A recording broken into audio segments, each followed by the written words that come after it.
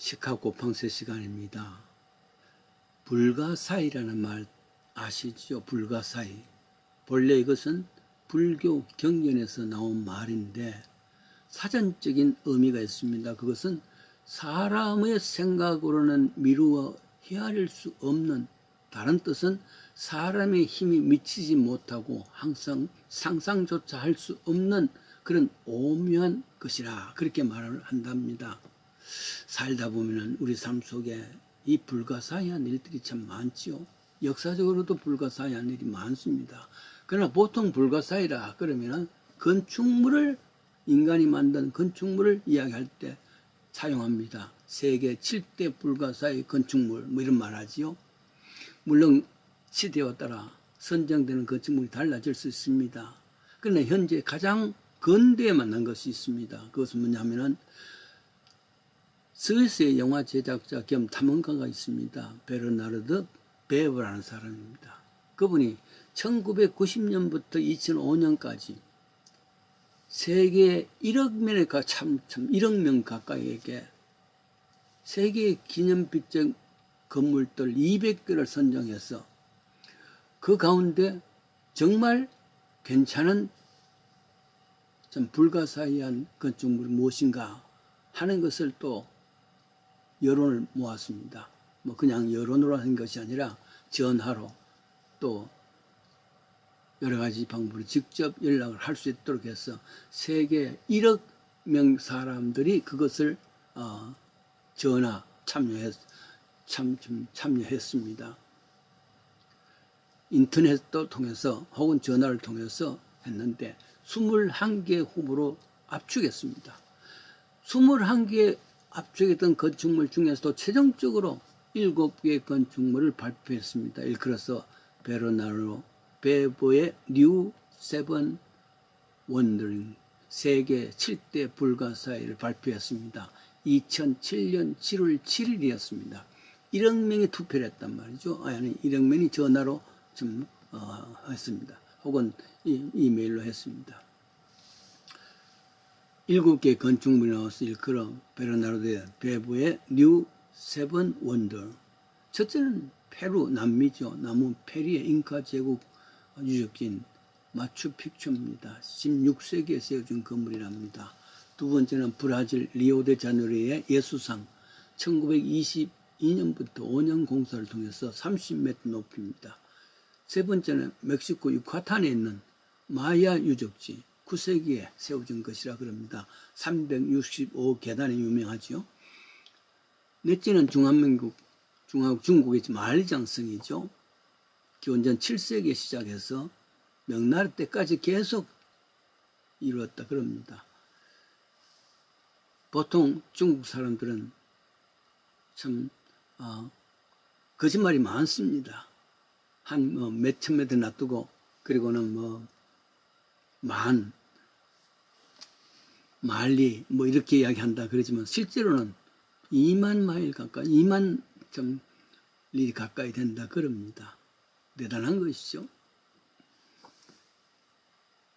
다섯 번째는 인도의 타지마할 묘입니다. 16세기에 세워진 것인데 왕비를 위해서 왕이 지은 건물이라 그러죠. 여섯 번째는 요르단 고대 도시 페트라 기원전 7세기 세워진 것인데 모세가 반석에서 쳐서 물을 나오게 한 장소라 그럽니다. 마지막으로 이태리에 있는 콜로세움이지요. 기원 후 72년에 세워진 5만 명 좌석의 원형 경기장입니다. 물론 이외에 안타깝게 탈락한 것도 있습니다. 이집트의 피라미드 같은 거, 터키의 성 소피아 성 같은 것도 들어있답니다. 이들 건축물들 왜 이야기를 하냐면 현재 수많은 사람들이 관광객들이 그곳을 찾아서 후대 사람들에게 자손들에게 큰 부를 만들어진 건축물이란 말이죠. 저는 그 중에 가본 곳이라고는 중국의 만리장성 뿐입니다. 그것도 행운이죠. 정말 조그만 성만으로 생각했는데 만리가 아니라 2만 마일 불가사의합니다. 성에는 대부분도 사륜 마차가 지나갈 수 있는 넓은 길을 만들었습니다. 높이는 대단합니다. 어떻게 이런 거대한 조형물을 만들었을까? 짱꿀라 하면서 미국에서 중국 아이들을 이렇게 비하시키는 말이 됩니다만, 그들이 나중에 만리장성 한번 갔다 오고 난 뒤에는 입을 닫을 수밖에 없습니다. 이런 조형물들 어떻게 가능할까? 정말 놀랄 일입니다. 그런데요, 이들 나라보다도 역사가 더 오랜 이스라엘 역사에는 그게는 별로 없다는 것, 그게 참 이상하지 않습니까? 더 오래된 것인데, 가령 여호수아가 요단강을 건너는 도하작전을 합니다. 그것은 기원전 1400년, 지금부터 3400년 전의 오래 역사입니다. 거기에 많은 특별한 사건들이 나옵니다. 가령 그 특별 사건을 기념하면서 큰 조형물을 하나 만들었다면 이 조형물을 통해서 후세 사람들이 잘 살아갈 수 있을 텐데, 관광객들을 위해서. 여호수아는 4장에 보면은 요단강을 건너서 마른 땅같이 건너고 난 뒤에 맞은편을 길갈이라 명합니다. 지금까지 모든 불신과 여호와를 불성싱하게 했던 것, 광야에서 생활들, 어려움들, 종살이 했던 것, 모든 부끄러움을 다 굴러보냈다 뜻입니다.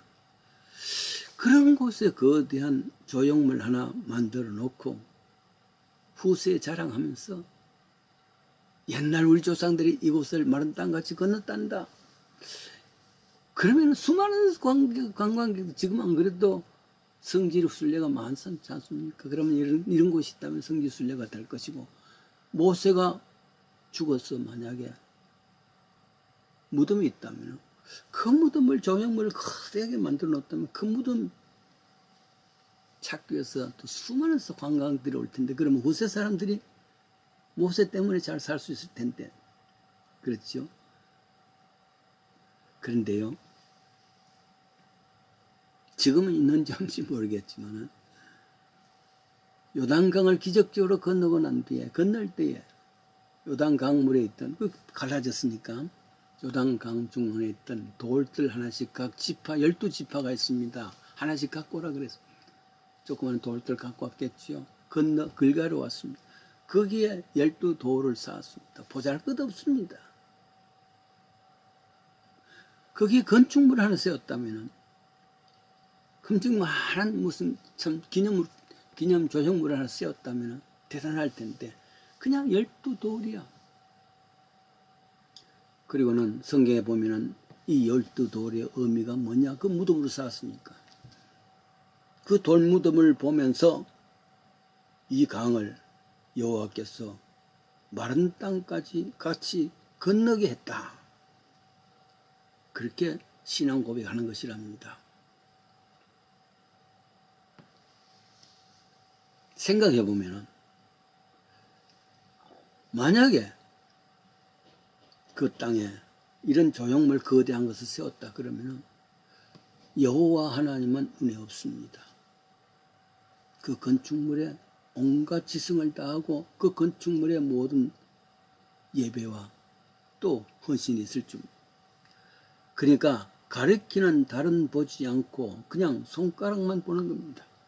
가리키는 여호와는 보지 않고 손가락이 되는 조형물의 모든 정성을 다 쏟았거든. 아마도 이것을 하나님은 원치 않았을 줄 압니다. 이거야말로 내 앞에 다른 신을 세우지 말라 한 말씀과 동일한 말씀 아니겠습니까? 그렇습니다. 가리키는 것은 하나님입니다. 존경받고 찬양받고 예배받으실 분은 하나님입니다. 조형물이 아닙니다. 그래요. 보잘것없는 12돌을 보면서도 하나님이 어떤 역사를 해주셨던가 하나님에 대한 영광을 돌리자는 것이지 사람들의 조형물에 영광을 돌리고자 하는 것이 아니었기 때문입니다.